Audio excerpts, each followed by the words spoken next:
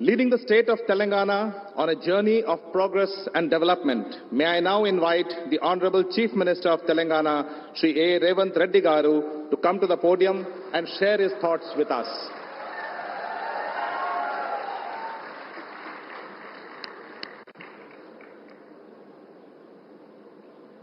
భారత ప్రధానమంత్రి శ్రీ నరేంద్ర మోడీ గారు తెలంగాణ రాష్ట్ర అభివృద్ధిలో భాగంగా జాతీయ రహదారులు, విద్యుత్ శాఖకు సంబంధించి, రైల్వే శాఖకు సంబంధించి అభివృద్ధి కార్యక్రమాలు ప్రారంభించడానికి, ఈ ప్రాజెక్టులను జాతికి అంకితం చేయడానికి మా ప్రభుత్వం ఏర్పడిన తర్వాత మొట్టమొదటిసారి తెలంగాణ రాష్ట్రం ఆదిలాబాద్కు రావడాన్ని 4 కోట్ల తెలంగాణ ప్రజల తరఫున వారికి అఖండమైన స్వాగతం పలుకుతున్నాం.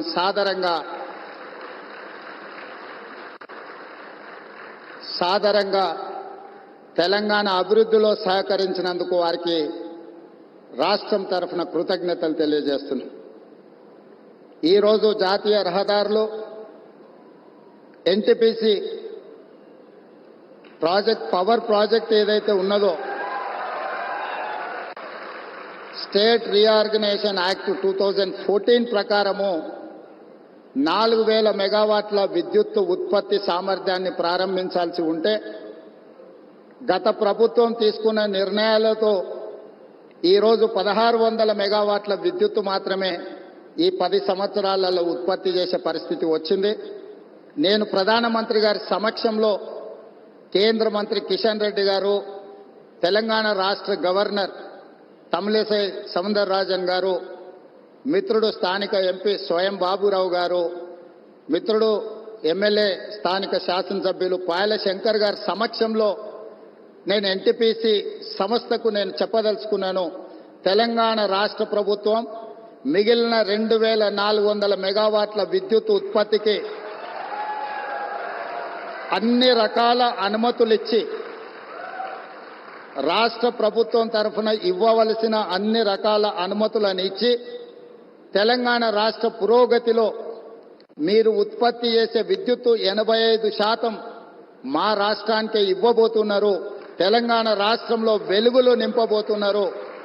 సంపూర్ణంగా మా ప్రభుత్వం ఎన్టీపీసీ సంస్థకు సహకరించి ఈ కార్యక్రమాన్ని ముందుకు తీసుకెళ్తామని చెప్పి వేదిక మీద నుంచి నేను మీకు చెప్పదలుచుకున్నాను. ఎప్పుడైనా రాష్ట్ర కేంద్ర ప్రభుత్వాల మధ్యలో ఘర్షణ వాతావరణం వస్తే అంతిమంగా అది ప్రజలకే నష్టం జరుగుతుంది. రాజకీయాలు ఎన్నికల సమయంలోనే, ఎన్నికలు ముగిసిన తర్వాత విఘ్నులైన ఎన్నికైన ప్రజాప్రతినిధులు కేంద్ర సహకారంతో రాష్ట్రం యొక్క అభివృద్ధి కోసం కృషి చేయాలి తప్ప పదే పదే కేంద్ర ప్రభుత్వంతో ఘర్షణాత్మకమైన వైఖరి తీసుకుంటే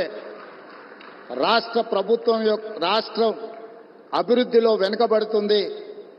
ఈ అంశాలని పరిగణలోకి తీసుకొని మా ప్రభుత్వం ఏర్పడిన వెంబడే ప్రధానమంత్రి గారు సమయం తీసుకొని రాష్ట్రంలో 2014 పునర్విభజన చట్టంలో పొందుపరిచిన అంశాలనే కాకుండా రాష్ట్ర అభివృద్ధికి సంబంధించిన చాలా విషయాలు ప్రధానమంత్రి గారి దృష్టికి తీసుకెళ్లాము.